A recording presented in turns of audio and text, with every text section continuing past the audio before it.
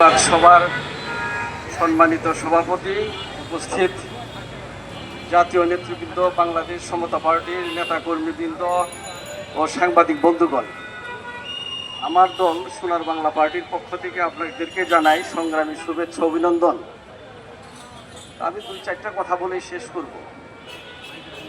বলতে চাই যে ডক্টর ইউনূসের যে অবৈধ চুক্তি, আর যে গোপনে চুক্তি করেছে তড়িঘড়ি করে, আপনারা সকলেই জানেন, দেশবাসী সকলেই এখন অবগত। এই ডক্টর মোহাম্মদ ইউনূস তার স্বার্থে, ব্যক্তিগত স্বার্থে সেই চুক্তি করেছে। বাংলাদেশের মানুষের স্বার্থে সে চুক্তি করেননি। দেশকে বিপদের মুখে ফেলে গিয়েছেন। আপনারা ইতিমধ্যে শুনেছেন, গ্রামীণ ব্যাংক বিল 2026 সংসদে পাশ হয়েছে। মানে কি?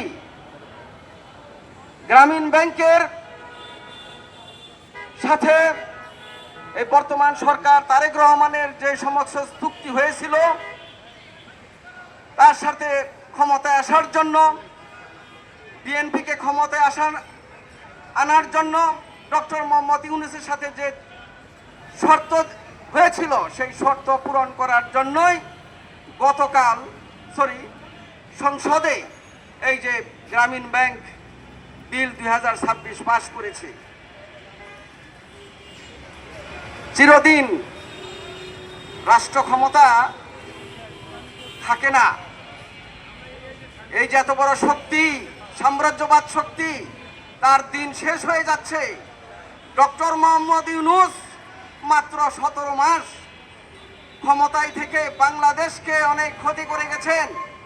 আমরা এই অবৈধ চুক্তি বাতিলের জন্য আন্দোলন করছি, দেশবাসী আন্দোলন করছে। আমরা এই বর্তমান তারেক রহমানকে বলতে চাই, এই বিএনপি সরকারকে বলতে চাই, অবিলম্বে এই গোলামি চুক্তি বাতিল করতে হবে। আপনার সাথে ডক্টর মোহাম্মদ ইউনূসের কি চুক্তি হয়েছে, সেই চুক্তি জনগণ দেখতে চায় না। আপনি যদি ডক্টর মোহাম্মদ ইউনূসকে বাঁচাতে চান, তাকে যদি সুযোগ সুবিধা দিতে চান, জনগণ, এদেশের জনগণ মেনে নেবে না। একজন দ্বৈত নাগরিক ডক্টর মোহাম্মদ ইউনূস বাংলাদেশের রাজনীতিকে নিরাজনীতি করার চেষ্টা করেছে। এই ইউনূস বাংলাদেশের মানুষের কোনো নেতা নয়। সে একজন বিদেশি নাগরিক, একজন দেশপ্রেমিক মানুষ কোনোদিনই হতে পারেনি। সে গ্রামীণ ব্যবসা দিয়ে বাণিজ্য করেছে, লুটপাট করেছে।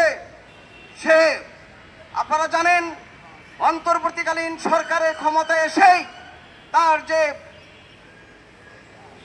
করের টাকা 666 কোটি টাকা, সেই টাকা মওকুফ করেছেন। আরো কত কন্ডিশন দিয়েছেন, এই যে আগামী 29 সাল পর্যন্ত গ্রামীণ ব্যাংকের কোনো কর দিতে হবে না। এই সমস্ত বিষয়গুলি, এই সমস্ত বিষয় অমানবিক বিষয়। এই টাকাগুলি, এই যে মওকুফের টাকা, এই টাকাগুলি কার? এই বাংলাদেশের মানুষের ভ্যাট ট্যাক্সের টাকা।